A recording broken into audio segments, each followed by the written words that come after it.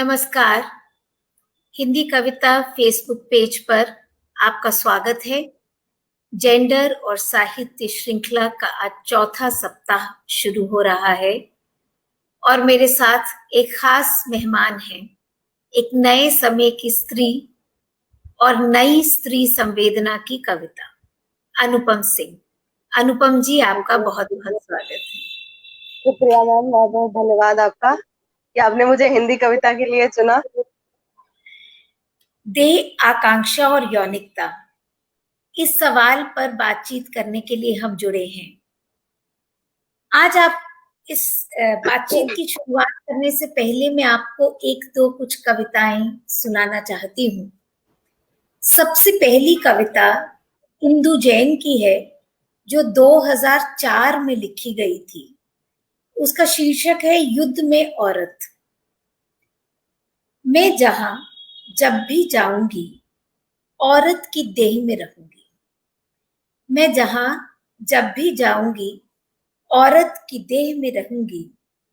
समझने लगी थी कि अब मेरी उम्र मेरा कवच है, लेकिन अखबारों ने बताया कि औरत की उम्र सिर्फ उसकी देह होती है।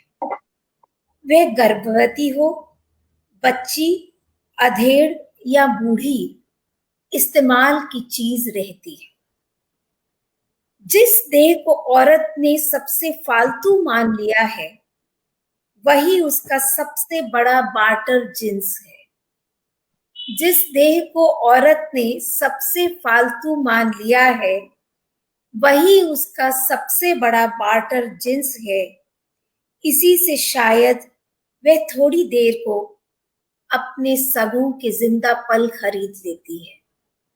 इसी से शायद वह थोड़ी देर को अपने सगों के जिंदा पल खरीद ले, जिसका उत्सव कभी मनाया था उसने। उसका सोग मनाने लायक घर भी शरीर नहीं रहा। उसके सारे बाशिंदे कोमा में पड़े हैं, दिल, दिमाग, सोच और संवेदना। इसे उतार कर नहीं रख सकती वह साड़ी या बुर्के या लबादे की तरह, और न धोकर उजाल सकती है। धूप में सुखाकर खाल का ताना और स्नायु का बाना उधेड़ कर अलग कैसे कर दे। वे सिर्फ एक गंदे चिथड़े की तरह इसे लपेटे रख सकती है, जिसमें कभी भी रंगीनी झलक सकती है किसी भी आंख को। उसका मरियम और दुर्गापन जब जाग जाता है, कुछ देर को आंख से लपट उठती है। आतताई चिंगारियों के बीच खो जाती है लपट, और भीड़ के सामने अकेली पड़ जाती है उसकी साख।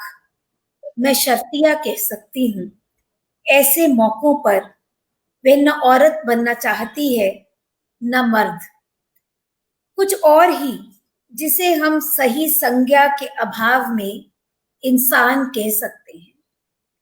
तब बेहद अविश्वासी मेरे मन में एक विश्वास पनपता है, शाप का।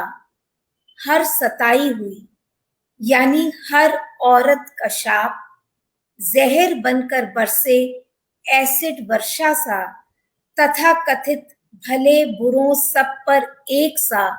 और उस दिन मैं देह के उत्सव में नाचूं। यह कविता इंदु जैन की है। इसकी एक पंक्ति जो हमेशा मेरे मन में गूंजती रही, वो यही कि औरत ने जिस देह को सबसे फालतू मान लिया, वही उसका सबसे बड़ा बार्टर जिन्स है। हम उस संस्कृति का हिस्सा हैं जहां देह की उपादेयता केवल एक कुंभ की तरह है। कबीर कहते हैं, फूटा कुंभ जल जल ही समाना। तो ये जो जल जल में समाता है, उसमें आत्म है और परम है, और देह निरा कुंभ जो फूटते ही सब विदेह हो जाएगा।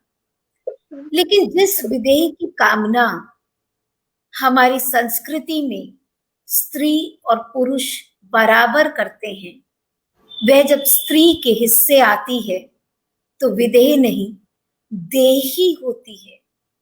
वो इस संसार में जो कुछ है, जैसे इस कविता में कहा गया कि अपने सगों के कुछ जिंदा पल अगर खरीदे जा सकते हैं तो शायद इस देह से ही वो माँ बनती है, इस देह से ही सुख देती और पाती है, इस देह से ही हाड़ तोड़ मेहनत करती है। तो ये देह उतनी भी निर्मूल नहीं, उतनी भी फालतू नहीं, ये देह से होकर उसकी अस्मिता का एक प्राण तत्व गुजरता है। अनुपम सिंह की कविताएं इस दृष्टि से खास ध्यान खींचती हैं। देह, आकांक्षा और यौनिकता की अभिव्यक्ति उनकी कविताओं में अनेक धरातलों पर एक साथ होती है। तो इसलिए मेरा बहुत आग्रह रहा कि जिस दिन मैंने इस सीरीज शुरू करने की परिकल्पना ही की थी, सबसे पहले अनुपम से बात की थी, क्योंकि कुछ कविताएं उन्होंने ऐसी रची हैं जिनके लिए शायद हिंदी पाठक समाज का मानस तैयार नहीं है, लेकिन फिर भी उन्होंने उसे अभिव्यक्त करने का, उसे कहने का जोखिम उठाया है। ये नए समय की स्त्रियां, ये हमारी युवतर कवित्रियां क्या सोचती हैं और उसे कैसे कविता की भाषा में रच देती हैं। अनुपम सिंह से बातचीत करते हुए मुझे यकीन है आपके सामने वह दुनिया के पन्ने खुलेंगे। अनुपम, एक बार फिर आपका स्वागत है। शुक्रिया मैम। मैं चाहती हूँ कि हम जो भी बात करें आपकी कविताओं से सीधे सीधे शुरुआत करते हुए कुछ कविताओं का पाठ करें, उनसे जो मुद्दे उभरते हैं उन मुद्दों पर बातचीत करें और उस अनुभव को कविता में लाना कितना कठिन है इस पर आपसे चर्चा करें। तो सबसे पहले मैं अनुरोध करूंगी कि आप अपनी कविता, जो मुझे बहुत पसंद है, मुझे आपकी बहुत सी कविताएं पसंद हैं, एक खास कविता का आग्रह है, तुम्हारी कठोर प्रत्यंचा और मेरी हिरनी का दिल।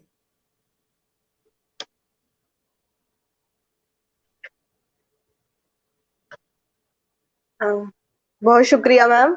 ये बहुत हाल फिलहाल की कविता है और मैं कविता पढ़ती हूँ, उसके बाद शायद कुछ बातचीत हो पाए। आप मुझे मैम न कहिए, मेरे नाम से बुलाएं तो मुझे अच्छा। ठीक है रेखा जी। तुम्हारी कठोर प्रत्यंचा और मेरी हिरणी का दिल, तुम्हारी अर्धरात्र की बातें मेरे उदास बिस्तर को सुर्ख कर जाती हैं, अतृप्त कविता को जन्म देती है।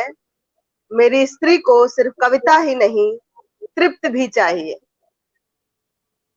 तुम्हारी कठोर सांसें मेरा मछली का कलेजा, जिसे पिघलाते हैं तुम्हारे मर्दाने ख्याल।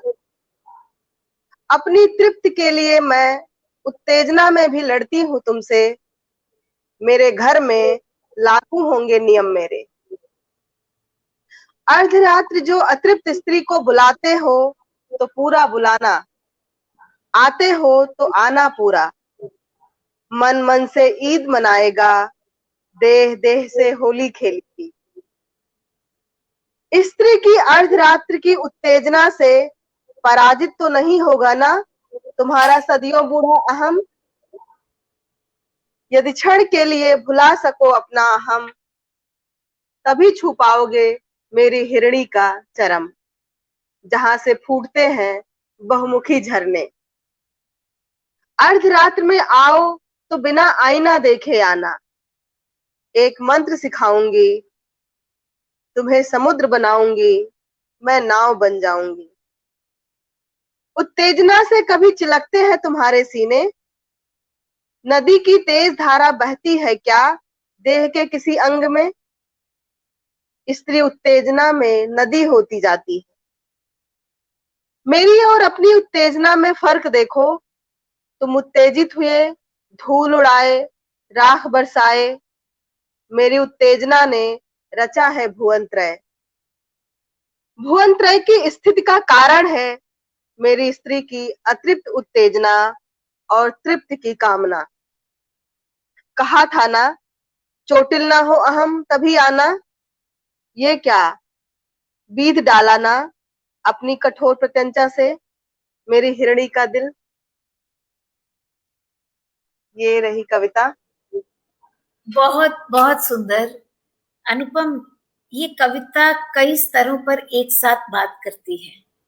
एक ऐसा बिंब उपस्थित करती है जिसमें इच्छा, कामना, आकांक्षा, यौनिकता, ये सारे भाव जो देह में रचे बसे हैं, चाहे वो स्त्री हो या पुरुष। लेकिन हमारे साहित्य में जब भी स्त्री साहित्य की बात की गई तो ये वो चोर गलियां थी जिनसे बच के निकला गया। तो आपने जब ऐसी कविताएं लिखी या लिखने की सोची तो कैसे इन्होंने रूप धरा? क्या आप किस मानसिकता से गुजर रही थी? मैं कविता को लिखते समय जितना अपने को विश्लेषित कर पाती हूँ और पढ़ते समय जो मैं बाहर से रिसीव करती हूँ, जब मैं कविता लिखती हूँ तो दोनों का एक द्वंद मेरे भीतर चलता रहता है। मसलन कि मैंने जो रीडिंग लिखी है, मैंने जो बहुत सारे सिद्धांत पढ़े हैं, लोगों के विचार पढ़े हैं, और जो मेरे अनुभव हैं, जब दोनों टकराते हैं तो दोनों के द्वंद को मैं एक स्तर पर लाने की कोशिश करती हूँ कि स्त्री की देह जो कि संस्कृत में अब तक विस्थापित थी, जिसका कि आपने इंदु जैन की कविताओं को पढ़ते हुए बताया कि जो देह इतनी कीमती थी, संस्कृत में उसके देह की कोई कीमत नहीं थी, या थी कीमत तो एक किसी खास अवस्था तक ही उसकी कीमत थी। तो मैंने जब ये पढ़ा कि स्त्री को इस पूरी भाषिक संरचना से निकलने के लिए, उसमें कुछ इंटरबीइंग करने के लिए, कुछ बदलाव के लिए, जब तक वो अपने दैहिक अनुभवों को भाषा में नहीं रचेगी, तब तक जो हमारी ये ठस और ठोस संस्कृति है, भाषा की संस्कृति, प्रतीकों की संस्कृति, रूपकों की संस्कृति, उसमें कोई बदलाव नहीं होगा। और जब उसमें बदलाव नहीं होगा तो स्त्री की अवस्थिति में कोई बदलाव नहीं होगा। तो मैंने कोशिश किया कि जो हमारे अनुभव हैं, जो अब तक संस्कृति में किसी न किसी स्तर पर सेंसर उस पर काम कर रहे थे कविता में, कि हमें अपने अनुभव को नहीं लिखना है, या लिखना है तो किसी और तरीके से लिखना है, उसको सीधे सीधे ऐसे नहीं कह देना है कि लोगों को सुनते हुए, जिनकी की इस दिशा में कोई ट्रेनिंग नहीं है, उनके कानों में चुभ जाए और उनको अच्छा ना लगे। तो इन सारे द्वंद्वों से गुजरते हुए मैंने इस कविता को अपने दैहिक अनुभवों को, जो मैंने जीवन में जिया और जो भाषा से मैंने सीखा, और उसको रचने की कोशिश की, और इस क्रम में ये कविता आपके सामने है। ऐसा है कि बहुत कई मतलब संस्कृत की बात आपने कही तो संस्कृत में कालिदास की कविता जैसी इंद्रियता की कविता है, उस वो अपने आप में बेजोड़ है। हिंदी में भी वो परंपरा है। लेकिन इन मतलब चाहे हम कहते हैं कि स्त्रीवाद के केंद्र में स्त्री अनुभव, स्त्री दृष्टि और स्त्री भाषा है, लेकिन ये जो देह का उत्सव मनाने की भाव है, ये जो प्यार का उत्सव मनाने की भाव है, और वो प्यार जो देह के माध्यम से पाया जाता है या अपनी आकांक्षा को खुलकर कहने की बात है, इसे किसी स्त्री ने नहीं कहा, बहुत कम ही कहा है नाम के लिए। क्योंकि वही शायद जिसे आप कह रही हैं कि संस्कृति का एक सेंसर जो है, वो स्त्री भी एक देह में रहती है, उसके भी नसों में आकांक्षाएं पैदा होती हैं। ये बात हमारे लिए स्वीकार करना बहुत आसान नहीं है। मतलब स्त्री हमेशा एक तरह से आलंबन रही है, रूप, सौंदर्य, हाव भाव, श्रृंगार, सबका आलंबन है स्त्री। लेकिन स्त्री ने कभी ये बात नहीं कही कि एक पंक्ति मुझे मिली थी गगन गिल की कविता में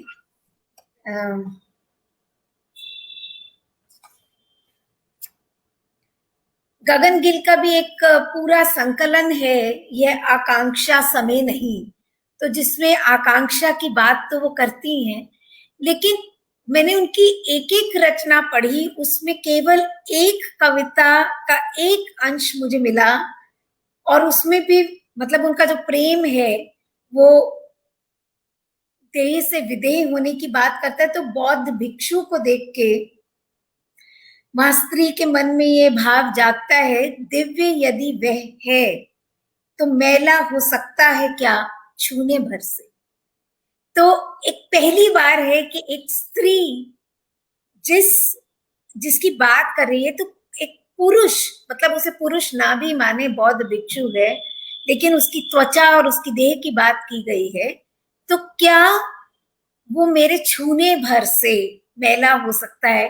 तो देह और विदेह का जो एक द्वंद्व बना हुआ है वो इसमें भी है, लेकिन पहली बार किसी स्त्री ने सौंदर्य के रूपक के रूप में, मतलब इससे पहले अगर है तो मान लीजिए मीरा के यहाँ गिरधर है, ठीक है, लेकिन सांसारिक दृष्टि से नहीं। लेकिन हाल फिलहाल की कविता में कुछ कविताएं सविता सिंह की भी हैं जिनमें देह को सुख की नदी कहा गया, और उस देह को, मतलब अगर स्त्री अपने आप से प्रेम करती है तो वह अपनी देह से भी प्रेम करती है, ये भाव वहां आता है। लेकिन आपकी कविता में जो एक खास बात और ध्यान देने की थी वही है कि अपने अहम को परे रख के आना।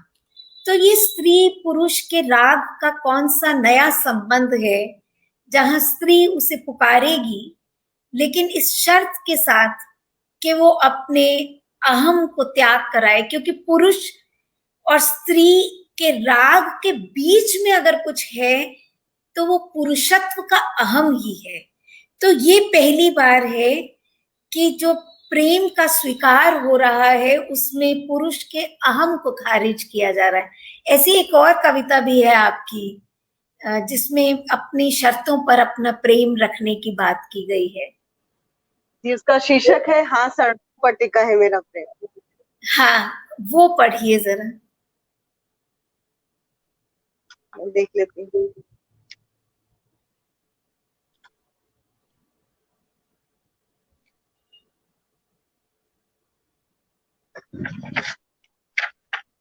मिल गई है, पढ़ती हूँ। हाँ शर्तों पर टिका है मेरा प्रेम, मुझसे प्रेम करने के लिए तुम्हें शुरू से शुरू करना होगा। मुझसे प्रेम करने के लिए तुम्हें शुरू से शुरू करना होगा। पैदा होना होगा एक स्त्री की कोख से, उसकी और तुम्हारी धड़कन धड़कनी होगी एक साथ। मुझसे प्रेम करने के लिए संभल कर चलना होगा हरी घास पर, उड़ते हुए टिड्डे को पहले उड़ने देना होगा। पेड़ों के पत्ते बहुत जरूरत पर ही तोड़ने होंगे कि जैसे आदिवासी लड़के तोड़ते हैं। फूलों को नोच कभी मत चढ़ाना देवताओं की मूर्तियों पर। मुझसे प्रेम करने के लिए तोड़ने होंगे नदियों के सारे बांध, एक्वेरियम की मछलियों को मुक्त कर मछुआरे के बच्चे से प्रेम करना होगा। करना होगा पहाड़ों पर रात्रि का विश्राम, मुझसे प्रेम करने के लिए छाना होगा मेरा टपकता हुआ छप्पर, उस पर लौकियों की बेलें चढ़ानी होगी। मेरे लिए लगाना होगा एक पेड़, अपने भीतर भरना होगा जंगल का हरापन, और किसी को सड़क पार कराना होगा। मुझसे प्रेम करने के लिए भटकी हुई चिट्ठियों को पहुंचाना होगा उनके ठीक पते पर। मेरे साथ मेरे खेतों में काम करना होगा, रसोई में खड़ा रहना होगा मेरी ही तरह। बिस्तर पर तुम्हें पुरुष नहीं मेरा प्रेमी होना होगा। हाँ शर्तों पर टिका है मेरा प्रेम, मुझसे प्रेम करने के लिए अलग से नहीं करना होगा तुम्हें प्रेम।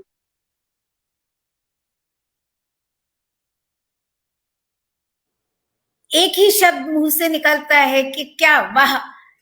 अरुण जी लिख रहे हैं प्यार में शर्त, ये शर्त ऐसी है जो केवल निज तक उस प्रेम को सीमित नहीं करती। तो स्त्री दृष्टि की जो हम बात करते हैं, यही स्त्री दृष्टि है जो लिबरेट करती है, मुक्त करती है, और जो स्टीरियोटाइप बने हुए हैं जेंडर के, उन्हें तोड़ती है। तो ये जो प्रेम की शर्त है, ये तो मुक्ति की ही शर्त है, जो पुरुष को पुरुषत्व से मुक्ति करती है और स्त्री के जीवन का साझीदार बनाती है। ऐसी ही तो कामना हम करते हैं जिसमें स्त्री और पुरुष साथ साथ होंगे। यही स्त्रीवाद की कामना है कि स्त्रीवाद पुरुष के विरोध में नहीं है, लेकिन उसने एक हाथ बढ़ाया है साथीपन का उस पुरुष की तरफ, जो उसे भी मुक्त करेगा और स्त्री को भी मुक्त करेगा।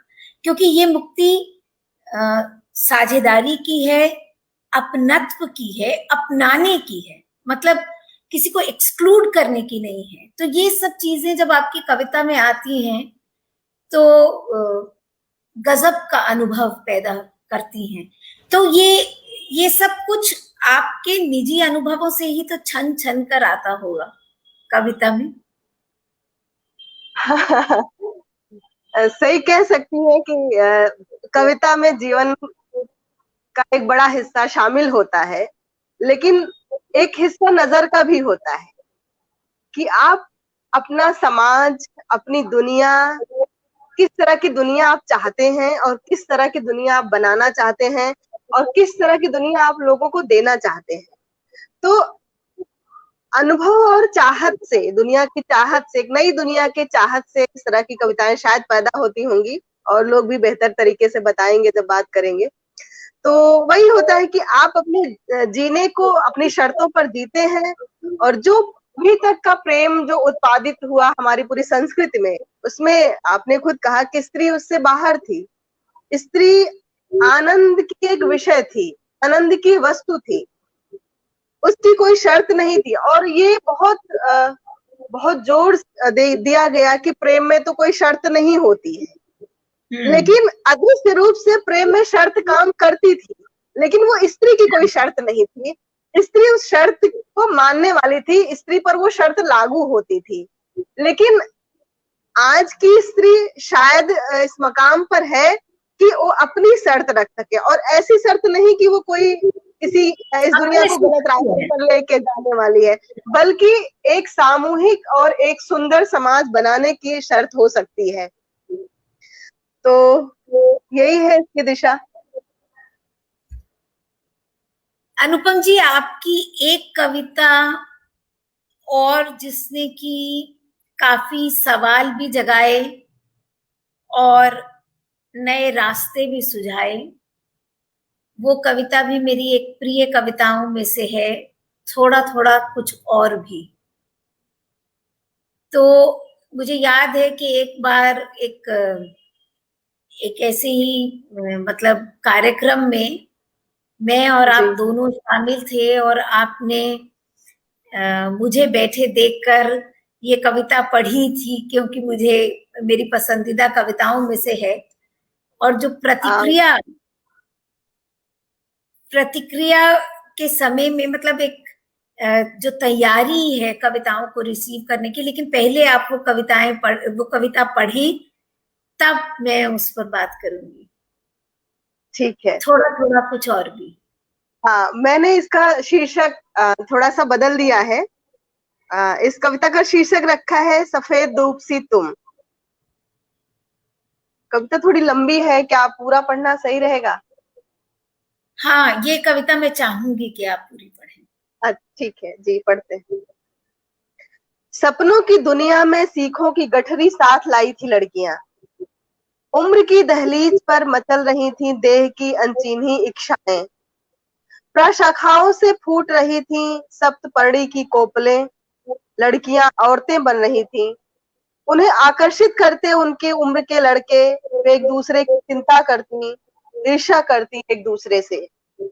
खेतों मेड़ों से होकर उड़ा जा रहा था मेरा भी मन, बवंडर सा तुम तक बज रहा था झिल्लियों का अनवरत संगीत। हम बंजारों सा बदल रही थी बार बार मिलन की जगहें, छोड़ती रही अपने घायल पैरों की छाप, कितनी बार छीली गई वह घास, उसकी जंग थी अपनी हार के खिलाफ। उस सफेद धूप सी तुम मनकोटरों में उगाई थी। उमस भरी रात, हलचलों सी पटी जगहें, फिर भी बंद था एक दरवाजा। कम डर नहीं था उस समय दरवाजा खटखटाए जाने का। कुकरों की सीटियों के बीच गैस का दाग खत्म होना आम बात थी। वहां चीजों के घटने का कोई कैलेंडर नहीं था। इच्छाओं ने डर से डरते हुए भी उसे परे ढकेल दिया था। राम की घोड़ियों की तरह एक दूसरे को लाद लिया था पीठ पर हमने। एक जोड़ी सांप की तरह एक दूसरे में गुथी रात बूंद बूंद पिघल रही थी हमारे बीच। हमने पहली बार महसूस की होठों की मुलायमियत, तुम्हारे हाथ मेरे स्तनों को। ओह, कितना तो अपनापा था। न पीठ पर खरोंच, न दांत के निशान। आहत स्वाभिमान के घमंड से उपजी बदले की भावना भी नहीं। एक दूसरे की देह को अपनी अपनी आत्मा सी बरत रही थी हम। हमारे बीच महक रही थी सब पड़ी की कच्च कोपलें। देह के एक एक अंग को साझे में पहचाना था उस रात। रात बीतती रही, छटती रही रात की उमस। हलचलों से पटी जगहों में पसर गया अंतिम पहर का सन्नाटा। रात बीत गई, अंधेरा चिपका रहा चेहरे पर। चेहरे की शिनाख्त में छोड़े गए हैं कई जोड़ी खोजी कुत्ते। परित्यक्त जगहों की तलाश में भटक रही हूँ मैं बदहवास, अपना ही बदहस्तल खोज रही हूँ। सूखे हुए कुएं, उखड़ी हुई पटरियां, खचाखच भरी जगहें, छुपने का ठौर नहीं इस शहर में। सर्च लाइटें बेध रही हैं आंखों की पुतरियां। ब्रह्मांड का शोर सुन्न कर रहा है कानों को। बेआवाज चीखती मैं देवताओं की कसमें खाती लौट रही हूँ। मेरे साथ साथ घिसटती रात फिर भर रही है भीतर। रात और दिन का यह घमासान हुआ और गहरा अपराध बोध। ताकतवर रात पछीट रही है दिन को, पछाड़े खाता दिन हर रात थोड़ा कमजोर दिखा। दिन की सारी कस्में तोड़ हमने हर बार रात चुनी। इस तरह हमने जाना दिन से अधिक ताकतवर होती है रात, उसके उथलेपन से ज्यादा गहरी भी। हमने थोड़े सपने जिए, थोड़ी सीखें छोड़ी, थोड़ा गुमान किया एक दूसरे पर। जब शब्द नहीं थे हमारे पास, तब भी थे कुछ मुलायम भाव। जब बन रही हो भाषा की नई दुनिया, भाषा में स्थायी महत्व हो रात का, तो हिचक कैसी, कैसा अपराध बोध। हाँ, प्रेम में थी हम दो लड़कियां। बहुत बढ़िया। इस भाव की कविता लिखने पर आपको क्या-क्या प्रतिक्रिया मिली? खैर, प्रतिक्रिया तो कोई ऐसे बाहर से बहुत कोई कड़ी प्रतिक्रिया नहीं देखने को मिली इस कविता के बाद। लोगों ने सराहा ही, लेकिन जब हम कभी अपने बहुत आत्मीय ग्रुपों में बैठते हैं, लोगों के साथ बैठते हैं, तो एक शक और एक सुबह जरूर लोगों का होता है कि ऐसी कविताएं कैसे कोई लिख सकता है, कैसे पैदा होती हैं कविताएं। तो ये रहा है। देखिए, मुझे आपकी ये जो कविता पसंद है उसके पीछे खास 2-3 वजहें हैं। एक जी। तो इसमें जो एक लड़की का लड़की से प्रेम करने का जो भाव है, उसमें कहीं आपने ये जो कहा कि उस प्रेम में खरोंचे नहीं थी, देह पर निशान नहीं थे, कुछ मुलायम भाव थे एक दूसरे के प्रति। तो एक जो हमारे यहाँ यौनिकता का स्वरूप है, उसमें जो दैहिक हिंसा है और खास तौर पे वैवाहिक संबंध में भी जो हिंसा है,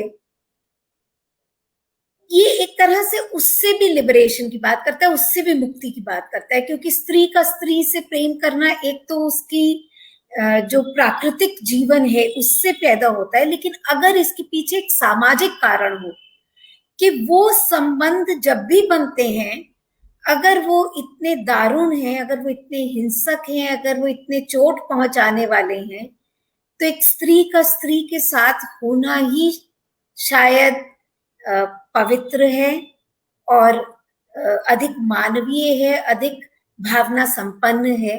तो ये सारी बातें भी इस कविता में एक साथ उभरती हैं। मतलब ये उस पूरी स्थिति का एक सामाजिक पक्ष भी है कि क्यों लड़कियां इतनी उसमें सताई गई हैं कि उनको एक दूसरा का साथ, एक दूसरे का संबल एक बड़े विचार की तरह लगता है। जी, आप सही कह रही हैं। इस कविता को लिखते समय मतलब मैं ऐसा तो नहीं कह सकती कि कोई बहुत स्पष्ट विजन था मैंने जब कविता लिखी थी। कभी कभी कविताएं औचक ही पैदा होती हैं, कुछ आपके अवचेतन में चलता रहता है और पैदा हो जाती हैं, आप समझ नहीं पाते उसकी बहुत सही प्रक्रिया क्या थी। लेकिन बहुत सारे आंदोलन आप देख रहे होंगे कि इस समय चल रहे हैं। मतलब ये वो जो पूरी संस्कृति है, ये जो पूरा समाज है, इसमें सिर्फ 2 ही लिंगों के लिए स्पेस है। इस पूरी भाषा में 2 लिंगों के लिए जगह है और उसमें भी एक लिंग स्त्री जो है वो ऑब्जेक्ट है, वस्तु है, किसी की कामना है, खुद वो कामना करने की स्थिति में नहीं है। तो एक ये नजरिया था कि हमारा समाज इतना तो मुक्त होना ही चाहिए कि जो और पहचान है, जो जेंडर के या यौनिकता के जो अन्य स्वरूप है समाज में, जिनको की जगह नहीं है, जिनको सम्मान नहीं है, जिनके भावनाओं की हमारे शब्दकोश में कोई जगह नहीं है, उनको कविता के माध्यम से जगह दी जाए। और दूसरा एक रेडिकल नारीवाद चला था, उसका भी कुछ इंप्रेशन था दिमाग पर कि जिसने स्त्री को आत्म अपने भीतर से आनंद खोजने की बात करती है कि स्त्री जब अपने भीतर आनंद का वो स्थल खोज लेगी तो इस पुरुष सत्तात्मक समाज से, इस शिष्ट केंद्रीय समाज से लिबरेट हो जाएगी, मुक्त हो जाएगी। तो कुछ छोटे छोटे प्रभाव थे जिसको लेकर ये कविता पैदा हुई। मैं एक कोई विजन नहीं कह सकती कि इसके पीछे का ये मेरा नजरिया था। आप सही कह रही है कि हिंसा तो है, कि क्योंकि वैवाहिक संबंधों में या वैवाहिक संबंधों से इतर प्रेम संबंधों में भी अब तो प्रेम एक स्वरूप गया है, समाज में स्वीकृत है, लेकिन उसके भीतर भी हम देखते हैं हिंसा है, उसमें भी हिंसा के लिए पर्याप्त जगह है। तो दोनों संबंधों में मतलब अगर उसको स्त्री और पुरुष का संबंध मान ले तो उस संबंध में हिंसा है, उस हिंसा से एक तरह से निजात पाने की चाहत, वो क्या हो सकता है रास्ता, या तो वो खड़ी हो जाए लड़ने के लिए या तो कोई और रास्ता वो तलाश करे कि उसके आनंद का स्रोत कोई और हो सकता है। तो ये कुछ इंप्रेशन थे दिमाग में, कुछ प्रभाव, कुछ सिद्धांत जिनके बीच ये कविता विकसित हुई। इस कविता में एक बड़ी बारीक सी लाइन की तरह आता है कि हमने इस प्रेम को अपनी नई भाषा में अर्जित किया, एक तरह से इस भाव को। तो ये जो एक्सप्रेशन है, मतलब ये जो अभिव्यक्ति है आकांक्षा और यौनिकता की, इस अभिव्यक्ति को भी एक नई किस्म की, अलग किस्म की भाषा चाहिए। कृष्णा सोपती ने सोपती वैद संवाद में काफी विचार किया है कि सेक्सुअलिटी के अभिव्यक्ति की भाषा क्या होनी चाहिए, और ये भी कि अगर हम और इतनी तत्वों पर बात कर सकते हैं तो इस पर क्यों नहीं। तो ये तैयारी जो है, मतलब समाज की तैयारी होती है। लेकिन कभी आपको, मतलब आपने जो भी 2-3 कविताएं अभी तक पढ़ी, उनमें हमें भाषा का ये संघर्ष भी दिखाई पड़ता है कि आपको एक नई तरह की भाषा अपनी कविता में अपने लिए ढूंढनी पड़ती है। तो भाषा के स्तर पर भी आपको संघर्ष करना पड़ा? मैं पढ़ रही थी स्नेहमयी चौधरी को, उन्होंने एक जगह लिखा है कि चीजों को ठीक रूप की पहचान करते करते मुझे एक समय ऐसा लगा कि इसका जो पूरा अर्थ है, जो पूरा व्याकरण है, दरअसल ये उल्टा है। तो मतलब ये इसको इस तरह से देख सकते हैं कि जो पूरी भाषिक संरचना है वो स्त्री की है नहीं। हम ये सब जानते हैं कि ये जो पूरा भाषिक संसार है वो स्त्री की भाषा नहीं है। तो जब स्त्री कुछ जो भाषा हमें मिली हुई है परंपरा से, उसमें कुछ कहने की कोशिश करती है, तो बेशक वो पुरुष सत्तात्मक समाज के विचार को उत्पादित करती है, पुनरुत्पादित करती है। मतलब कि उसी की भाषा बोलती है, पुरुष की ही भाषा बोलती है। अगर स्त्री अपनी कविता के लिए कोई नई जमीन नहीं तलाशती, अपनी भाषा की कोई नई जमीन नहीं तलाशती, भाषा की रणनीति को नहीं समझती, तो वह उसी पुरुषवादी समाज की भाषा को ही उत्पादित करेगी। तो जाहिर सी बात है, नई तरह की कविताओं के लिए या अपने अनुभव को व्यक्त करने के लिए जो सीखी हुई भाषा होती है, जो पढ़ी हुई भाषा होती है, उसे एक तरह से भूल जाना पड़ता है। और वो एक कठिन प्रक्रिया है कि जो आपने सीखा था बड़ी शिद्दत से अपने लिए, उसको आप भूल जाए और भूलने के बाद नई तरह की भाषा की खोज करें। तो संघर्ष होता है भूलने और अर्जित करने की प्रक्रिया में। उस भाषा की रणनीति को समझकर ही ऐसा किया जा सकता है। और जब आप पूरी भाषा की रणनीति को समझ लेते हैं तो नई भाषा खोजने में थोड़ी आसानी हो जाती है। ये एक टेक्निक है।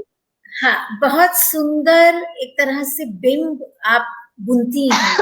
जैसे जो पहली कविता भी आपने पढ़ी थी, तुम्हारी कठोर प्रत्यंचा और मेरी हिरनी का दिल, तो आप एक तरह से नए नए रूपक लाती हैं उस पूरी व्यवस्था को बयान करने के लिए।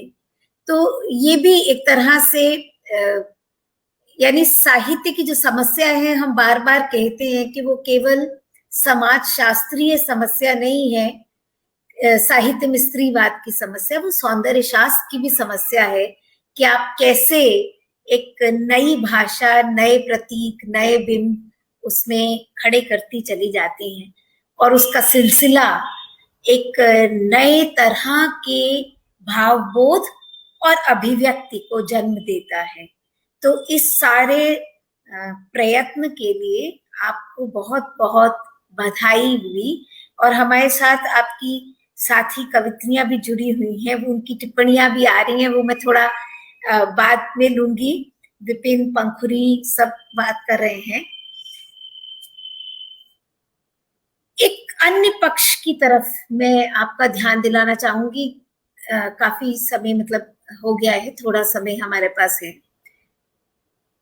अनुपम, आपने एक कविता लिखी थी जिसमें त्वचा के रंग पर बात थी और वास्तव में ये जो समाज का सौंदर्य बोध है उस पर वो टिप्पणी करती थी, क्योंकि वो सौंदर्य बोध ने स्त्री के जितने सौंदर्य के जितने भी बिंब बनाए, उसमें स्त्री का रूपवती होना बहुत जरूरी है। और रूपवती होने के भी शर्तें तय हैं कि वो गौर वर्णा हो, उसकी आंखें इस आकार की हो, नाक ऐसी हो, होंठ ऐसे हो, प्रिय को देख के वो ऐसे चंचल हिरनी सी उसकी आंखें इधर से उधर दौड़ती फिरे। पूरा शास्त्र है हमारे यहाँ एक स्त्री सौंदर्य का।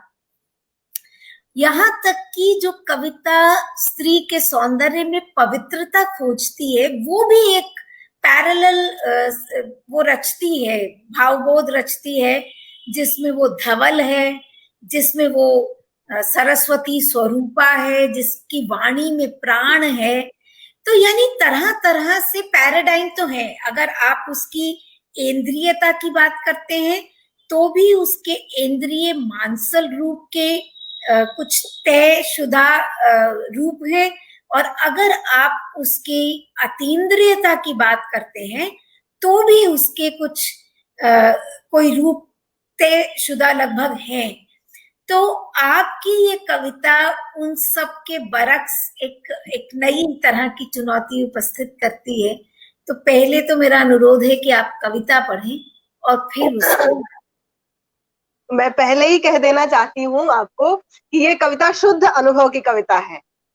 मतलब तो मैं इस कविता को पढ़ती हूँ। अभी आप मतलब सौंदर्य की बात कर रही थी कि वही है कि संस्कृत की बुनावट में स्त्री एकदम गायब है, अनुपस्थित है, उसका कोई विचार कहीं दर्ज नहीं है। या वो जब बात भी करती है, जब सौंदर्य की भी बात करती है, विचार की बात करती है, भाषा की बात करती है, तो वो अपनी बात नहीं कर पाती या नहीं कर रही होती है। इसमें उसकी कोई गलती नहीं है। इसलिए जब हम देखते हैं कि बहुत सारी औरतें जो विचारवान हैं, जब किसी के लिए जजमेंटल होती हैं, किसी पर कोई टीका टिप्पणी करती हैं, तो हमें आश्चर्य होता है कि ये बात कैसे बोल रही है। तो हम कहते हैं कि पितृसत्ता का एक रूप है। तो दरअसल वो पुरुष के पास भाषा ही नहीं है खुद की अभिव्यक्ति के लिए, खुद के जजमेंट के लिए। तो वो उसी भाषा में जजमेंट देती है, उसी में टीका टिप्पणी करती है, उसी में कविता करती है। शकुंत माथुर की एक बहुत छोटी सी कविता है, मैं पहले पढ़ देती हूँ 3 लाइन की, फिर अपनी कविता पढ़ती हूँ। लिखती है कि जब मैं थका हुआ घर आऊं, तुम सुंदर हो, घर सुंदर हो, अध लेटी हो तुम सोफे पर, फॉरेन मैगजीन पढ़ती हो, शीशे सा घर साफ पड़ा हो, आहट पर चौकी पड़ती हो, तुम कविता मत लिखो सलोनी, मैं काफी हूँ, तुम प्रियतर हो। ये तो किसकी कविता थी? ये किसकी कविता? ये शकुंत माथुर की कविता है। जी जी, ये आप सप्तक से पढ़ रही हैं? जी जी, मैंने इसको पढ़ते समय अपने डायरी में नोट किया था। मुझे लगा कि मैं इसको यहाँ पर इस तरफ ध्यान दिलाऊंगी। जैसे आप सौंदर्य की बात करें, तो सौंदर्य वहीं से हमारे लिए पैमाने वहीं से गढ़े गए हैं कि एक स्त्री को कैसा दिखना चाहिए, क्योंकि स्त्री उनके लिए आकांक्ष है, उनके लिए काम्य है, उनके आनंद का स्रोत है। तो वो अपनी स्त्री गढ़ते हैं, अपने नजरों की स्त्री गढ़ते हैं। हम आईना देखते हैं तो उनकी नजरों में देखते हैं। फिलहाल मैं कविता पर आती। कविता का शीर्षक है रंग जहां अपराधी होते हैं। आईने के सामने खड़े होते ही झगड़ालू स्मृतियां परावर्तित होकर फैलाती है गहन अंधकार। असभ्य स्मृतियां याद कराती हैं पहली अजान सी दादी की अस्फुट ध्वन, गहरी रेखाओं से भरा पिता का पहला दर्शन, बेसन के घोल सा गाढ़ा अम्मा का मौन। दादी रंगों को लेकर मुखर थी, कितनी की बेटियों को मार चुकी थी ताना बिन ब्याही मर जाने का। जैसे मैं उन्हीं में से एक हूँ जो मर गई थी हिस्टीरिया में, लौट आई हूँ सब कुछ वापस करने। पिता का ही रंग मिला था विरासत में, मेरी नजर में पिता ही अपराधी थे। लोगों के बीच अपना बचाव करती, हाँ पिता पर गई हूँ। याद आती है वह लड़की जो दिन भर मेरे साथ खेलती, खेल खेल में बस जाता एक घर, दुनियावी संबंधों की सहज ही अदला बदली हो जाती। उन दिनों जूठा खाकर सखी बनने का विश्वास था, उसके पास मुझे पराजित करने का अचूक हथियार था मेरा कालापन। काला रंग नहीं गाली की तरह लगता, खिसियाहट में काली बिल्ली बन में गिरा देती वह घरौना। हर खेल का अंत यही होता उन दिनों। वे औरतें जिनके पास बैठते ही मेरी सांस की तकलीफ बढ़ जाती, जिनकी बात अक्सर बदल जाती फूहड़ फुसफुसाहटों में, उनके लिए काली सौंदर्य की नहीं संहार की देवी थी, जिसकी शक्ल मुझसे मिलती, जबकि संहार वे मेरा करती थी। मेरे मस्तिष्क में खून बड़ी मुश्किल से चढ़ता और उतरता किसी तूफान की शक्ल में। वे औरतें नहीं पढ़ पाती थी मेरे चेहरे की बेचैनी, जब मैं उन्हीं के बीच बैठकर मुस्कुराती। वे हर समय व्यस्त दिखती, जैसे किसी खरीद फरोख्त में हो। वे गोरी लड़कियों के रिश्ते जोड़ती, भाई भतीजे या किसी रिश्तेदार से। वे भद्दा मजाक करती और बनावटी हंसी हंसती। सुंदरता की व्यापारी वे औरतें ठीक मेरे पीछे खड़ी दिखाई दे रही हैं आईने में। आईने के सामने उड़ रही हैं नई पुरानी कई तस्वीरें, मानो तस्वीरों में चिढ़ाते हैं दोस्त। मैं कितनी ईर्ष्यालु हो रही हूँ, मेरा अपना प्रेमी चिढ़ाता है। मैं कितनी हिंसक हो रही हूँ, मेरी उपस्थिति के बाहर भी तस्वीरें गवाही देंगी कालेपन की, इसलिए मैं कुतर रही हूँ सभी तस्वीरों से अपना चेहरा। कम उम्र में अधिक पराजय दर्ज है मेरे नाम, जाने कब से भर रहा है मुझमें पराजय का यह भाव। एक दूसरा चेहरा उभरता है, बहुत पास से कहता है, लंबी सांस लो, ये लो पानी पियो, क्या देखती रहती हो आईने में। मैंने कहा, शुक्रिया दीदी।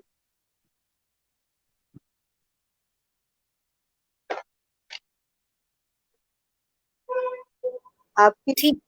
हाँ हाँ, वो माइक म्यूट था। आपने ठीक कहा कि कुछ कविताएं हमारे जिंदगी के अनुभवों से पैदा होती हैं, क्योंकि स्त्री जीवन सैद्धांतिकी की किताबों में उतना नहीं है जितना कि हमारे रोजमर्रा के अनुभवों में है। और वो अनुभव कभी रंग पर, कभी गुण पर, कभी आपके उठने बैठने और सलीके पर इतनी उनकी शर्तें हैं कि उन सब के बीच होते होते आप अपना होना भूल जाएं। तो सही अ, कहा।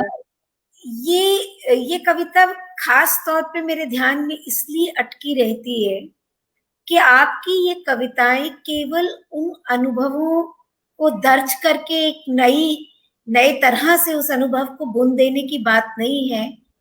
ये साहस की बात है कि आप समाज को उसके आईना दिखाएं, और फिर ये भी कि उसमें आपको अपने आप को प्रतिष्ठित करने के लिए कोई बहुत बड़े होने की जरूरत नहीं है, बहुत जोर देकर अपने को कहने की जरूरत नहीं है।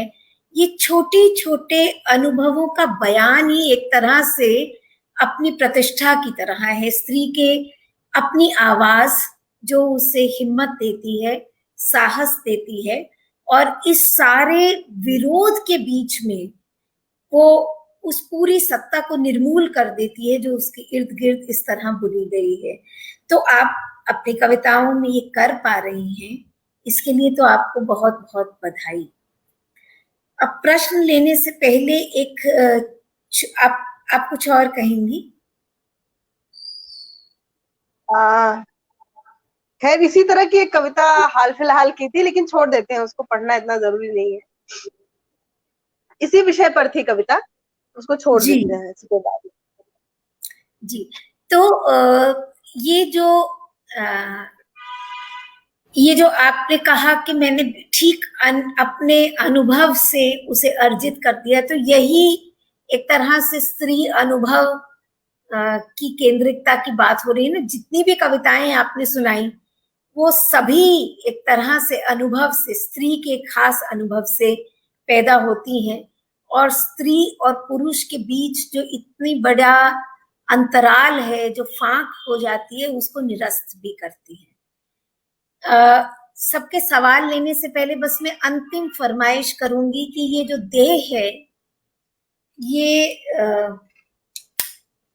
दो कविताओं की फरमाइश करूंगी। अनुपम साथ साथ ही दोनों कविताएं पढ़ दें तो फिर हम प्रश्नों का सिलसिला लेंगे। कि स्त्री देह, एक तरफ तो कथा साहित्य में वो कृष्णा सूक्ति एक जगह कहती भी है ना कि मतलब पाशों में के उसकी देह की क्या सार्थकता है कि वो एक खेत है पुरुष के लिए, जिसमें वो बीज डालेगा और वो औरत जो है उसका वंश आगे चलाएगी, बच्चा जनेगी। तो ये जो प्रजनन है ये भी उसकी देह से ही गुजरता है। ये जो अनुभव है जिसे आप आनंद और आकांक्षा की बात कर रही हैं, ये भी उसकी देह से ही गुजरता है। तो देह को बिल्कुल निराकार करके उसको, जिसे कहना चाहिए कि पूरे चित्र से गायब तो नहीं किया जा सकता।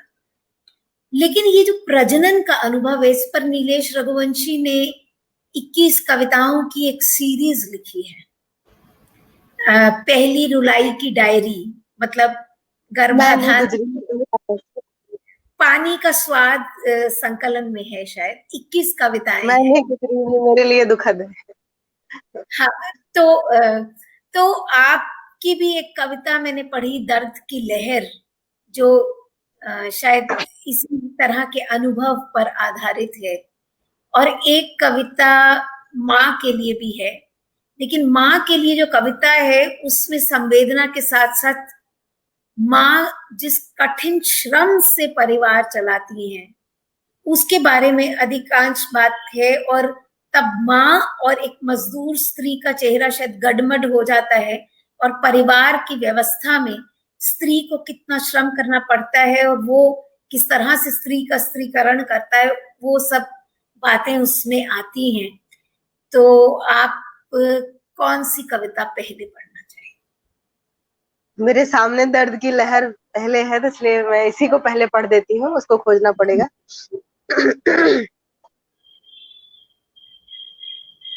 दर्द की लहर दौड़ रही है देह में, आधी रात डस गई है कोई नागिन। अपना ही रक्त बन रहा है थक्का विष का, अपना ही हाथ पसारे नहीं सोचता, ऐसा आदिम अंधेरा फैला है इस कमरे में। कभी थरथराहट, कभी झुंझुनाहट, कभी सुन्न पड़ गए हैं पांव, सांसें उलझ गई हैं मंझों में, काट ली गई हैं पतंगे। कभी बादलों की टकराहट, कभी सुरंग का बजता सन्नाटा। कानों से ठीक ठीक कुछ सुनाई नहीं देता, भय से भरी आंखों में नाचती हैं दुनिया की प्रसवरत सभी चीजें।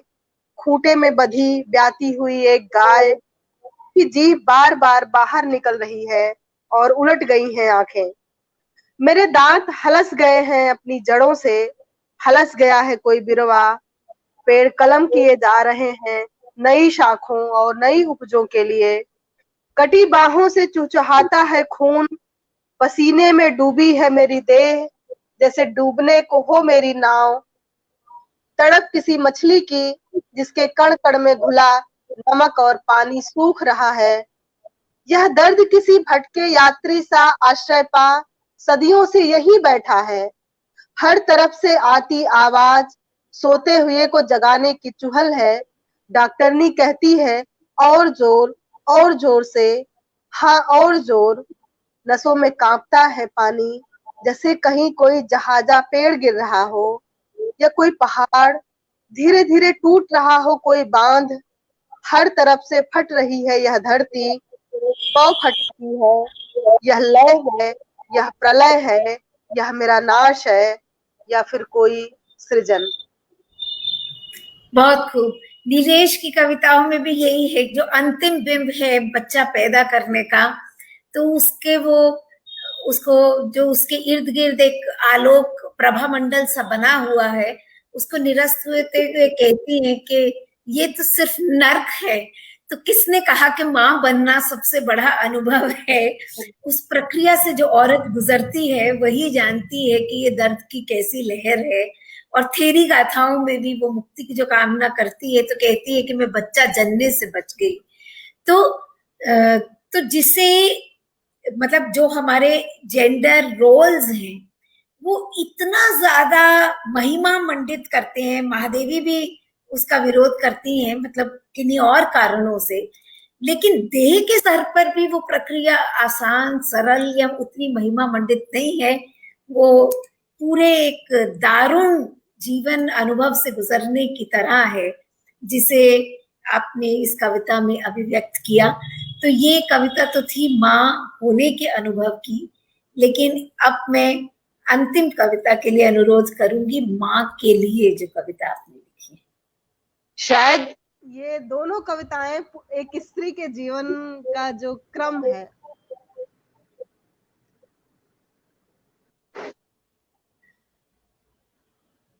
कि माँ बनने से माँ होने तक के बीच का उसका जो जीवन है, दोनों एक मुकम्मल शायद कोई चित्र प्रस्तुत करे। मैं पढ़ती हूँ। हमारे पंजाब में एक कहावत है, मेरी सास अक्सर कहा करती थी कि अम्मा अम्मा कहना सदा सुखी रहना, अम्मा अम्मा कहलाया और बड़ा दुख पाया। तो माँ होना, माँ और बच्चों का भी जो संबंध है वो कोई आसान नहीं है। और उसकी पहचान उस दैहिक अनुभव के साथ ही जोड़कर की जानी चाहिए। जब भी हम देह कहते हैं तो हम देह ऐसे कहते हैं जैसे कि कोई दाग हो। तो तो मतलब हम जी क्षण भूल जाते हैं कि ये मातृत्व भी उस देह की मार्फत ही जी आता है। जी जी जी। तो मतलब कि पूरी संस्कृति में माँ को जिस पायदान पर रखा गया है, माँ के रूप में, स्त्री के रूप में नहीं। और हाँ, और जो उसका एक अलग रूप देखते हैं, मातृहंता, मतलब स्त्री की जो पूरी दुर्दशा इस पूरी प्रक्रिया में होती है, वो एक तरह से मातृहंता ही उसको कह सकते हैं। उसके पूरे जीवन में उसी में उसको लिप्त करके छोड़ दिया जाता है। कविता पढ़ती मैं। जब कभी माओ के प्यार दुलार की बात चलती है, थोड़े से बच्चे चहकते हैं, बाकी सब उदास हो जाते हैं। उन उदास बच्चों के साथ खड़ी मैं याद करना चाहती हूँ अपनी माँ का स्पर्श। मुझे याद आती है उसकी गुट्ठल खुरदुरी हथेलियां, नाखूनों के बगल निकले कांटों से सूतरे, जो कई बार काजल लगाते समय आंख में गड़ जाते थे। सिंगार पटार के बाद माथे पर बड़ी तेजी से टीक देती थी एक काला टीका, ना जाने प्यार से लगाती थी या गुस्से से। सोचती हूँ याद करूं वो थपकियां जो माएं बच्चों को देकर सुलाती हैं। देखती हूँ वह चरखे के सामने बैठी, एक हाथ में रुई की पूनी पकड़े, दूसरे को चरखे की घुंडी पर टिकाए उझक उझक कर सो रही है। अब भी मेरे घर में मेहमानों के लिए जो सबसे सुंदर चादर और दरियां हैं, उसके रेशे रेशे में माँ झपकियां ले रही है। देर रात तक चरखा चलाती ऊँघती माँ दिन में भी तकली की तरह घूमती रहती, पाँव में ढेरों गुरखुल छुपाए। कंकड़ पर पाँव पड़ते ही वह चीखती और ठंडी पड़ जाती। माँ नहीं याद आती कभी माँ के रूप में, याद आती है चूल्हे की धुधुआती लकड़ियां जिसे वह अपनी फूंक से अनवरत सुलगा रही है। देख रही हूँ वह छोटी सी गुमटी में बैठी अपने फरिश्तों का इंतजार कर रही है, जहां दिन में वे अपने घरों से एक आध सेर गेहूं चुरा लाते हैं। उन्हें हड़बड़ी में चूस नलियां पकड़ाती सबसे ज्यादा भयभीत दिखती है वह उकड़ू बैठी माँ। माँ नहीं है माँ, वह चरखा तकली अटेरन है, भोर का सुकवा तारा है वह, जिससे नई दुल्हने उठने का समय तय करती हैं। माँ चक्की से झरने वाला पिसान है, जिससे घर ने मनपसंद पूरियां बनाई। अब वह एक उदास खड़ी धनकुट्टी है, जिसके भीतर की आवाज कहीं नहीं पहुंचती, गूंजती है अपने ही कानों में। यह कई बेटियों बेटों और पोतों वाली हमारी 65 साला माँ के लिए मरसिया पढ़ने का समय।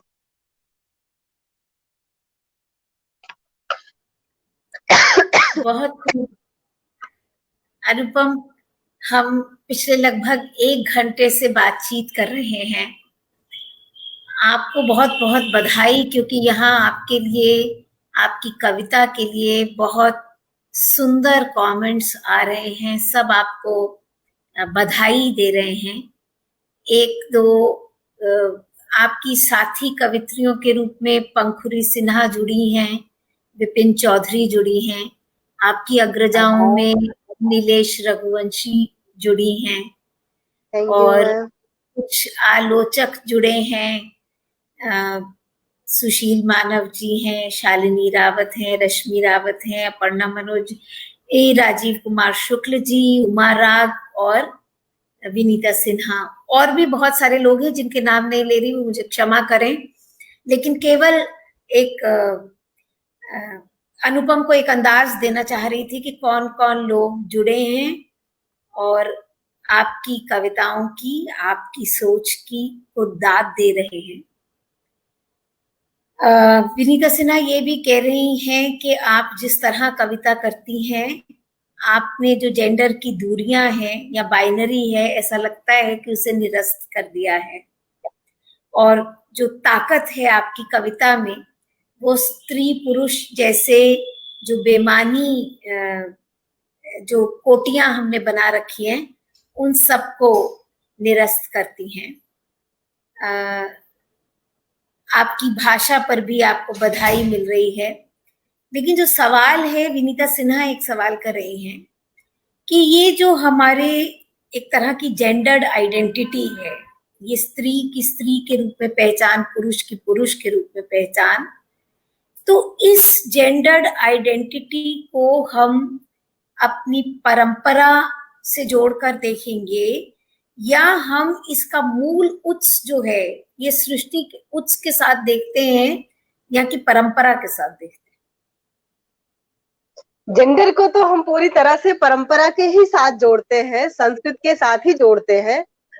हमारी ये समझ मतलब साफ है कि जेंडर इस पूरी संस्कृत से ही निर्मित होता है। तो उसमें उत्स खोजने जैसी तो मुझे नहीं समझ में आता कि कोई बात है। इवन यौनिकता, जिस पर हमें हमारा जो विषय था, एक समय में जो जैविक माना जाता था कि जेंडर निर्मित है और यौनिकता जो है, सेक्सुअलिटी जो है, वो जैविक है। लेकिन बाद में जो शोध निकल के आए, जो डिबेट्स हुए, उसमें ये स्थापित किया गया कि जेंडर के साथ साथ यौनिकता भी एक निर्मित है। मतलब प्रकृति जैसी कोई चीज नहीं है जो संस्कृत से बाहर हो। तो जेंडर तो मतलब है ही निर्मित। अब तो हम यहाँ तक पहुंच चुके हैं कि यौनिकता भी, हमारी सेक्सुअलिटी भी एक निर्मित है, जिसके रूप में हम अपने को पहचानते हैं कि कोई स्त्री है, कोई पुरुष है, कोई ट्रांस है, कोई गे है, कोई सेक्सुअल, तो वो भी एक निर्मित है, वो भी संस्कृत के द्वारा ही निर्मित होती है। अब मूल उत्स कहने का क्या मतलब, मुझे वो बहुत क्लियर नहीं हो रहा है। विपिन चौधरी लिखते हैं, जिस भाषा की बात आप कर रहे हैं, मतलब जो हम कर रहे थे कि एक नई भाषा स्त्री को खोजनी पड़ेगी, तो विपिन कह रही हैं वह भाषा अभी खोजी नहीं गई है, प्रोसेस में है, अभी सब मिलकर उस भाषा को खोज रहे हैं। बिल्कुल बिल्कुल, वो खोजना पड़ेगा। मैं ये कह रही थी कि वो खोजना पड़ेगा, क्योंकि जब तक नई भाषा नहीं खोज पाएंगे, और उसका भी एक सैद्धांतिक व्यू हमारे सामने एक रेखा खींची जा चुकी है कि वो नई भाषा की जमीन क्या होगी, कि हाँ, स्त्री की यौनिकता का अनुभव, उसके आनंद, उसकी कामना, उसकी आकांक्षा, उसका मातृत्व, ये सब चीजें उस नई भाषा में उसके अनुभव शामिल होंगे। वहीं से कोई नई जमीन, नई भाषा बनेगी, जहां से इस पूरे सांस्कृतिक परिदृश्य में हम कुछ हस्तक्षेप करने की स्थिति में हो पाएंगे, आ पाएंगे। अनुभव, मैं ये मानती हूँ कि जब मैं स्त्री कविता का अध्ययन करती हूँ, तो अलग अलग पड़ाव हैं स्त्रियों के लिखने के भी, उनका, उनकी भाषा और विषय लेकर दोनों को ही, कि अगर एक तरफ भक्त कवित्रियों की कविताएं हैं जो एक अलग लेवल पर समाज के प्रतिरोध में खड़ी होती है, उनकी आवाज एक विद्रोह की आवाज है। उसके बाद नाम तो हम कुछ एक ही लेते हैं, क्योंकि स्त्रियों का इतिहास तो गायब ही है, जिसे शकुंत माथुर की जो कविता आप पढ़ रही थी, तो उस शकुंत माथुर सप्तक में शामिल किया गया था, अगर मैं गलत नहीं हूं तो चौथा सप्तक में उनकी कविताएं हैं, और उसमें जो वक्तव्य उन्होंने, चौथे में शायद सुमन राजे हैं, या मुझे भी बहुत कंफर्म नहीं। हाँ मतलब सप्तक में है, इतना मान लेते हैं। कितना है, तीसरे सप्तक में या चौथे सप्तक में, मेरा जहां तक अनुमान है चौथे सप्तक में ही है। तो हो सकता है मैं गलत हूँ, तीसरे में हूँ, लेकिन वहां एक जगह, मतलब उसका जो वक्तव्य लिखा उन्होंने, तो उन्होंने ये लिखा कि मेरी कविताएं मेरे पति की कविताओं के सामने लजा जाती थी। तो ये बहुत होता रहा, मतलब ये भी अपने आप में एक शोध का विषय हो सकता है कि अगर स्त्री और पुरुष दोनों ही साहित्य की दुनिया में हों, तो कभी उन स्त्रियों से पूछा जाए जिनके पति बहुत नामी साहित्यकार थे और मानव मुक्ति का साहित्य रचते थे, वे घर में सारे वातावरण को कितना मुक्त कर पाए। प्रेमचंद और शिवरानी देवी का तो नाम हमारे सामने एक उदाहरण के रूप में है ही, कि शिवरानी देवी ने जब लिखा प्रेमचंद घर में, या उनकी कहानियां, तो मुझे नहीं लगता कि लज्जा जैसी कोई बात होगी। या दरअसल वो स्त्री को आत्मविश्वास ही नहीं दिया गया कि तुम कुछ हो, तुम कुछ कर सकती हो। वो आत्मविश्वास अर्जित करना उसके लिए काफी मुश्किल प्रक्रिया थी। और क्योंकि वो आत्मविश्वास लगातार टूटता रहा, क्योंकि एक पैराडाइम बना रहा राजेंद्र यादव के साथ मनु भंडारी जो कहानी लिख रही हैं, वो कहानी को शर्माना ही चाहिए, उसे एक नीची कोटि में रहना ही चाहिए। अगर गिरिजा कुमार माथुर बड़े कवि हैं तो शकुंत माथुर उस तरह से नहीं हो सकती।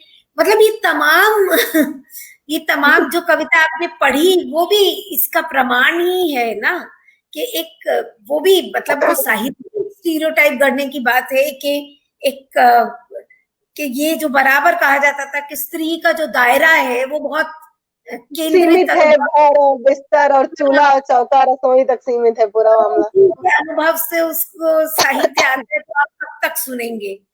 और ये सप्तकों में भी जो एक एक कवित्री या रचनाकार उपस्थित हैं, तो ये एक तरह से उनका जैसे सांकेतिक प्रतिनिधित्व है कि चलो एक देवी को फूल चढ़ाने की तरह एक ये भी हो गया, मतलब जैसे टिक कर दिया कि एक स्त्री भी आ गई इसमें। तो वो तो है ही कि जी, मतलब इस क्रम में अगर हम महादेवी जी को देखें कि मतलब जो स्त्री से विषय की मांग की जाती है कि मतलब उसका विषय बहुत सीमित है, उसका बोध बहुत सीमित है, बहुत वैश्विक स्तर की कविताएं नहीं लिख रही है, तो ये तो उसके साथ एक तरह से बेईमानी है। उसका जीवन जहां घुला है, जहां नष्ट हुआ है, जहां पूरी तरह से मिला हुआ है, जिसमें अनुभव तो उसके वहीं से आएंगे और वही अनुभव शायद ज्यादा प्रामाणिक होंगे, वही बदलाव में भी कुछ बदलाव ला सकते हैं। अदर मतलब अन्यथा तो अखबार है ही है जो पूरे विश्व की खबरें हम तक पहुंचा ही रहा है। नहीं, लेकिन ये तो भी है कि स्त्री की जो रचनाएं हैं, जैसे महादेवी की भी, मतलब करुणा और वेदना के भाव को इतना ज्यादा करके प्रस्तुत किया गया कि वो करुणा और वेदना, जब प्रसाद के काव्य में करुणा आती है तो कहते हैं कि वो मानव, वो मतलब मुक्ति, सागर हाँ, की वो लहरें मतलब विस्तार करके उसको पूरी मानवीयता तक ले जाना चाहते हैं। लेकिन जब महादेवी देवी की की कविता में करुणा आती है तो कहते हैं कि उसके निज से जुड़ी है, उसकी कोई त्रयोदशी बन जाते हैं। तो अ, बात इस तरह से काफी ये होता ही है। और ये भी कि जब स्त्री ऐसे बड़े फलक की जो कविताएं रचती है, चाहे वो राजनीति को लेकर हो, चाहे समाज को, जैसे तुमने अभी जो कविता पढ़ी माँ को लेकर, कि माँ का जीवन जो है वो तकली और चरखा की तरह, दिन भर अगर कोई बिंब माँ का याद आता है तो वो लोरी गाने वाली या पालने में झुलाने वाली यशोदा का चित्र नहीं सामने आता है। और ये भी एक इम्पोर्टेंट बात है कि एक बेटी जो रचनाकार है, जिसकी अपनी दुनिया बड़ी है, वो देख पाती है कि माँ की जिंदगी को, कि ये सारे प्यार मोहब्बत और ममता के बीच में वो जीवन किस कठोर श्रम से गुजरता है। तो वहां जो माँ है और तोड़ती पत्थर, निराला की कविता में जो सड़क पर पत्थर तोड़ती औरत है, उन दोनों के बीच कोई फर्क नहीं रह जाता। लेकिन हमारी आलोचना ने कभी उसको इस विस्तार में देखा नहीं है। ये भी एक संकट स्त्री रचनाकारों की कविताओं के साथ रहा है। जैसे पॉलिटिकल कविताएं बहुत कम हाईलाइट की गई। तो हाँ, मतलब बहुत विषय वस्तु ऐसा नहीं है कि स्त्री कविता का विषय वस्तु बहुत सीमित हो। आपको वहां पे उनके लेखन में और स्त्रियों को अगर शामिल कर ले तो बहुत विस्तृत भावबोध है, पूरा वैश्विक है, पर्यावरण से लेकर राजनीति सब कुछ शामिल है उनकी कविता में। अब आलोचना कितना तंग नजर रखती है, कैसे देखती है उस कविताओं को, इस पर तो बात अलग से हो सकती है कि आलोचना का, स्त्री लेखन को देखने का आलोचना का क्या नजरिया रहा है, उसने कितना महत्व दिया है स्त्री लेखन को, कविता को, साहित्य को। लेकिन स्त्री को माँ तक तो जाना पड़ेगा, एक स्त्री को अपनी माँ की लाइन को तो खोजना पड़ेगा, तभी जाके इस दुनिया में जो पुरुष केंद्रिकता है, जो शिष्ट केंद्रिकता है, वह कुछ टूट पाएगी। जब स्त्री अपने अपने साथ अपने माँ, उसकी माँ और अपनी बेटी, ये एक रेखा बनाएगी चिंतन में, तब कुछ साहित्य में स्त्री के लिहाज से कुछ नया होगा और कुछ हस्तक्षेपकारी होगा शायद। अपर्णा मनोज जी लिख रही हैं कि सब परिवार सुननी चाहिए ये कविताएं। तो अपर्णा जी, हमारा अनुरोध है कि ये कार्यक्रम आप घर में सबको सुनाएं। और सवाल नहीं है, बस तुम्हारे कविताओं के लिए प्रशंसा के सूत्र है। महादेवी वर्मा ने अपनी कविताओं में से कथा को क्यों हटा दिया है? दया शंकर त्रिपाठी जी पूछ रहे हैं, तुम इस पर टिप्पणी करना चाहोगे? जी जी बिल्कुल, इसका स्त्रीवादियों ने मतलब बहुत बढ़िया एक तरीके से इस चीज को चिन्हित किया। उसने कहा कि स्त्री भाषा, जो भाषा की नई जमीन होगी, उसमें लय होगी, ध्वनि होगी, उसमें चित्रात्मकता होगी, उसमें संकेत होंगे। ये जो लय और चित्र और ध्वनि और संकेत होगा, यही स्त्री भाषा को नए जमीन तक ले जाएगा। वही जमीन जो होगी परिवर्तनकामी होगी। वो प्रतीकों की बात नहीं करती, इसलिए आप महादेवी की जी की कविताओं में देखिए तो लय बहुत प्रधान होती है, वहां पे लय है, छोटे छोटे ध्वनियां है, चित्र है। तो शायद ये महादेवी जी इस बात को समझ रही होंगी कि स्त्री कविता की जमीन कहाँ हो सकती है।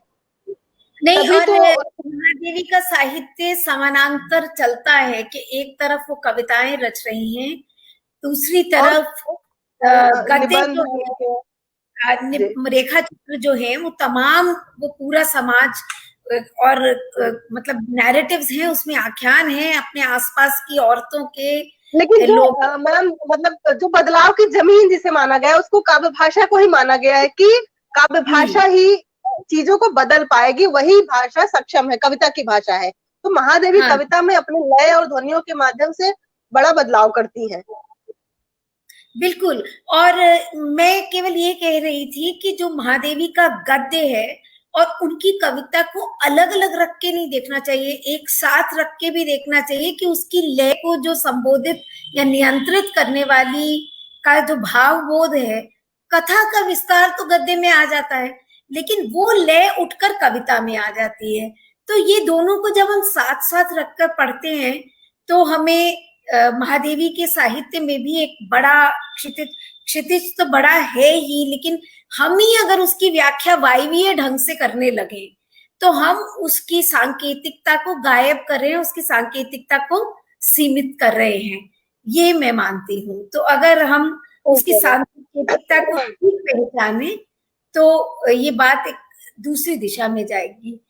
तो अनुपम जी, आपका बहुत बहुत धन्यवाद आज जुड़ने के लिए और एक ऐसे विषय पर ऐसी कविताएं सुनाने के लिए कि एक मतलब वो बात मेरी बीच में रह गई थी, उसकी से बात खत्म करती हूँ कि कई पीढ़ियां हैं स्त्री रचनाकारों के बीच भी, और ये जो आपकी कविताएं हैं उसके बाद भी एक पीढ़ी अब कविताओं में सक्रिय दिखती है, और बहुत जो हमारे जो विद्यार्थी हैं वो जो कविताएं लिख रहे हैं, कभी कभी उसमें ऐसी गजब गजब की कविताएं ऐसे ही अनुभव से पैदा होती हैं कि लगता है कि हाँ, औरतों की दुनिया के सिरे खुल रहे हैं।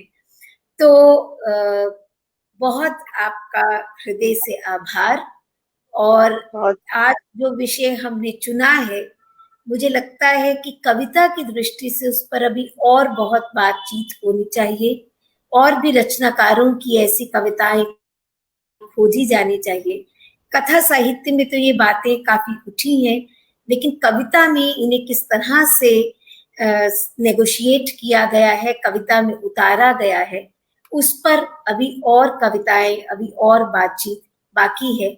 तो फिर मैं एक बात यही जोड़ दूं मैम कि महादेवी और सुभद्रा दोनों की कविताओं में इसकी आकांक्षा बहुत गहरे से, अगर हम उसको आकांक्षा, कामना, जो एक बहुत विस्तृत चीज है जिसको कि मनोविश्लेषण और संरचना बाद में उसको जिस तरह से विस्तार दिया जाता है, तो वो कामना और वो आकांक्षा महादेवी और सुभद्रा कुमारी चौहान से लेकर बाद तक की एक पूरी पीढ़ी में दिखाई देगा। जब कहती है कि कौन तुम मेरे हृदय, या जो तुम आ जाते एक बार, इस तरह की जो कविताएं हैं, सुभद्रा कुमारी चौहान का जो दृश्य हमारे सामने रचा गया और राष्ट्रवादी कवित्री के रूप में उनकी कुछ कविताओं, उसके बरक्स भी उनके पास बहुत सारी कविताएं हैं जिसमें जीवन और प्रेम और आकांक्षा, स्त्री की कामना हमें दिखाई देती है। तो इन सब कविताओं को शामिल किया जाए अगर, तो पूरी एक स्त्री धारा बनेगी और जो यहाँ तक की स्त्री कामना को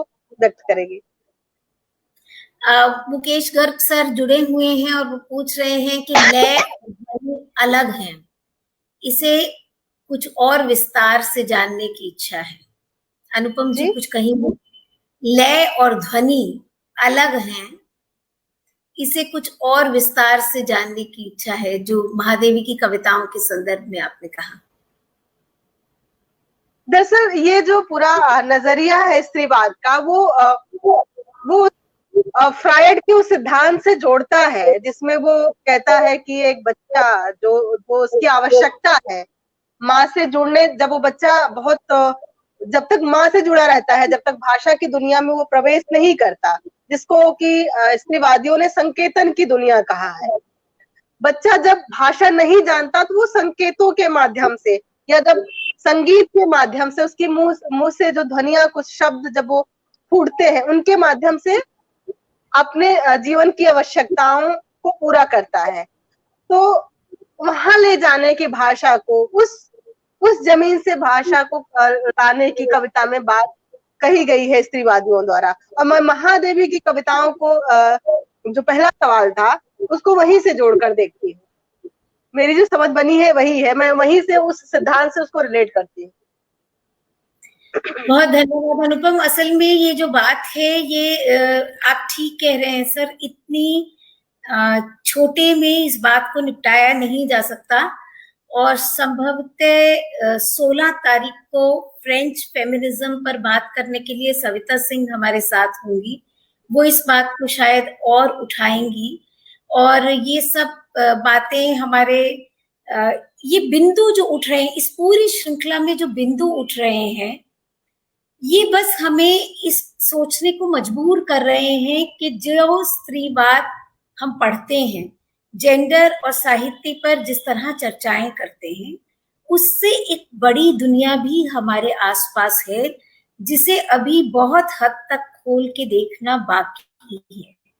इस बारे में विचार करना, अपनी जड़ों तक लौटना, अपने नए नए पाठ करना और स्त्री रचनाकारों को फिर से समझने की कोशिश करना, इन सब मुद्दों पर ध्यान केंद्रित करने के लिए ही इस श्रृंखला की संकल्पना की गई है। कुछ समाधान है, लेकिन ज्यादातर ये बातें और ये विचार ऐसे बिंदु हैं जो हम सबके मन में एक हलचल पैदा करें, और शायद उस पर ध्यान केंद्रित करने से हमारे मन में कुछ और बातें खुलेंगी, हमारे भीतर भी कुछ स्पष्टता पैदा होगी और अधिक हम इस दृष्टि से सोच विचार सकेंगे। तो इसी के साथ आपका बहुत बहुत आभार। मैं तहे दिल से शुक्रगुजार हूँ उन सभी लोगों की जो लगभग हर रोज हमारे साथ जुड़ते हैं, इस बातचीत में हिस्सा लेते हैं, बहुत ऐसे विचार कमेंट बॉक्स में जाकर ऐसी बातें रखते हैं जिनसे कि चर्चा में सबकी भागीदारी के होने का पता चलता है। कल हमारे साथ होंगे प्रोफेसर हरीश त्रिवेदी जी, जो अंग्रेजी के प्रोफेसर रहे हैं, लेकिन हिंदी साहित्य में उनकी दिलचस्पी और दखल उतना ही महत्वपूर्ण है। तो वो बात करेंगे पाश्चात्य स्त्रीवाद की भारतीय प्रासंगिकता की, कि उससे कैसे कुछ चीजें हमारी जुड़ी हुई हैं। तो उन सब बातों पर चर्चा के लिए कल शाम 5 बजे आपसे फिर मुलाकात होगी। आपका बहुत बहुत आभार। नमस्कार।